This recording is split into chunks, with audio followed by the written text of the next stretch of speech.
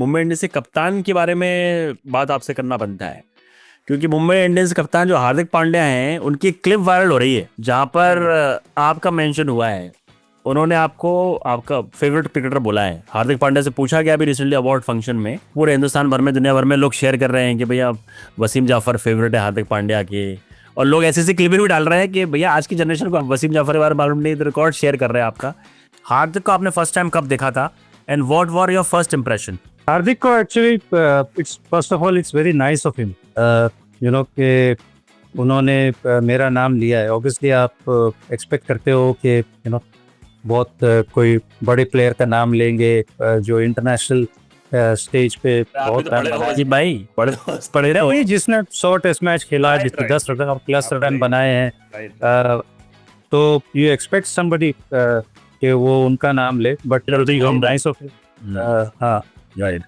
तो मुझे याद है कि पहली बार मेरी मुलाकात उनसे 2014 या 15 का सीज़न था, रणजी सीज़न, और हमारा मुंबई का मैच बड़ौदा के साथ था और बड़ौदा में हम लोग मैच खेल रहे थे और इरफान और यूसुफ मुनाफ ये हमारे सामने खेल रहे थे। मैं वो मैच खेल नहीं रहा था, मैं वो मैच इंजर्ड था, तो I travelled with the team. That was my last season with Mumbai. उसके बाद मैं विदर्भा शिफ्ट हो गया था। तो आई रिमेंबर हम इरफान के घर पे गए थे डिनर करने के लिए, और मेरी पहली बार मुलाकात वहाँ पर हुई थी। हार्दिक से भी और कृणाल से भी, दोनों आए हुए थे वहाँ पर। और इरफान ने मुझे कहा था कि इससे मिलो, ये हार्दिक ये बहुत जल्दी खेलने वाला है। एंड आई थिंक उस सीज़न ही वो आईपीएल में पिक हुए थे, मुंबई इंडियंस ने उनको उसी सीज़न पिक किया था।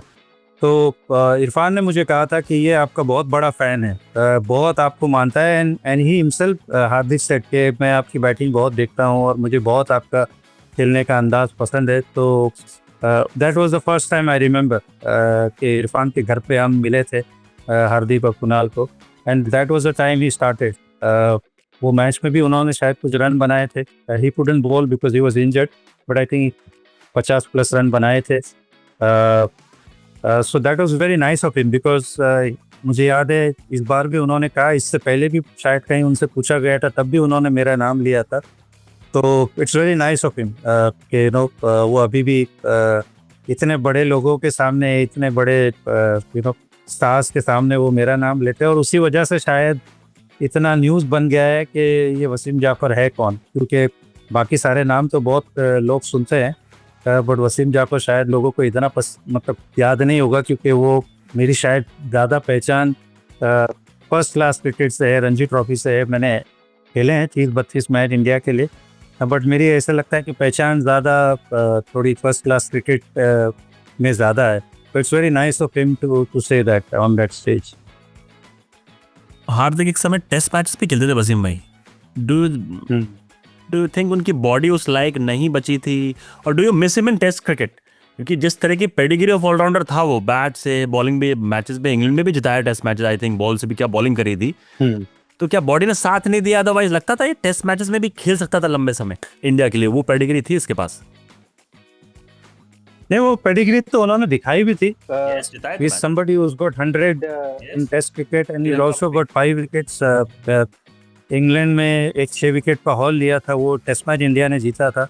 तो उनके पास वो पेडिग्री तो थी। He could have become one of the best allrounder, but मुझे ऐसा लगा कि शायद वो बॉडी ने उतना साथ नहीं दिया। वो बैक की जो सर्जरी हुई उसके बाद में I don't think the body allowed him to bowl that many overs as a fast bowler, and to play him just as a batsman थोड़ा सा क्वेश्चन मार्क है, क्योंकि जिस तरह की पेडिग्री हमारे बैट्समैन की है, for him to play just as a batsman in test team वो थोड़ा सा मुश्किल था। क्योंकि अगर वो खेलते हैं टेस्ट क्रिकेट में, so then obviously he has to bowl some overs as a fourth seamer, but शायद उनकी बॉडी अलाउ नहीं कर रही थी, या अगर वो उतना वर्कलोड अपनी बॉडी पे डालते तो may be white ball cricket उतना नहीं खेल पाते या T20 नहीं खेल पाते। तो he has to sacrifice one format, which is understandable, क्योंकि अब इतनी क्रिकेट हो गई है और test cricket demands lot of work on your, lot of stress on your body, especially as a fast bowler. एक ऑलराउंडर होना और फिर तीनों फॉर्मेट खेलना बड़ा मुश्किल काम है, इट्स नॉट ईजी। तो that is one of the reason I felt कि he has to give up. Otherwise तो उनके पास सारी वो क्वालिटी थी कि he could have batted at number 6 or 7 and played as a fourth seamer or probably third seamer at some places, और even India में एज सेकंड सीमर भी खेल सकते थे जहाँ पे आपको सिर्फ 2 ही सीमर खिलाने हो। बट अनफॉर्चुनेटली वो उतना लंबा नहीं खेल पाया जितना उनको खेलना चाहिए था। जाते जाते जब आपको पहली बार मिले थे वो इरफान पठान के घर पे हार्दिक पांड्या, तब भी स्टाइल वैसी थी, कॉन्फिडेंस वैसे ही था क्या? श्रीकम तो नहीं चबा रहे थे उस जमाने में भी, चेहरे में लटकी थी, उस टाइम ऐसा नहीं था ना? नहीं उस टाइम नहीं, तो but you could see that confidence ये थे, इसमें तो कोई दो राय नहीं। ये ऑलवेज बट आप जैसे जैसे खेलते हो वो कॉन्फिडेंस बढ़ता चला जाता है, बट वो थोड़ा सा ब्रावाडो जो होता है वो तो था उनके पास। यू कुड सी के he had a belief in himself, and then उस जैसे मैंने कहा कि उसी season he got picked in the Mumbai Indians, and then बहुत ये किस्मती की बात होती है कि he went into the right franchise, Mumbai Indians में गए, and within no time he showed what he had, बड़े important stages में रन बनाए, परफॉर्मेंस किया, and then within no time he played for India. तो वो उनके पास वो बिलीव तो था पहले से, इसमें कोई शक नहीं है। यू कुड मेक आउट कि क्योंकि बैटिंग मुझे याद है वो मैच में उन्होंने नंबर 3 पे बैटिंग की थी रणजी ट्रॉफी के अंदर। तो he was playing as a batsman, क्योंकि बॉलिंग तो डाली नहीं थी, इरफान थे, मुनाफ था, तो he was playing purely as a batsman. तो बात करने से तो समझ में आ रहा था कि he had a belief in himself, no doubt. तो no surprises how much he has achieved so far and lot more to go.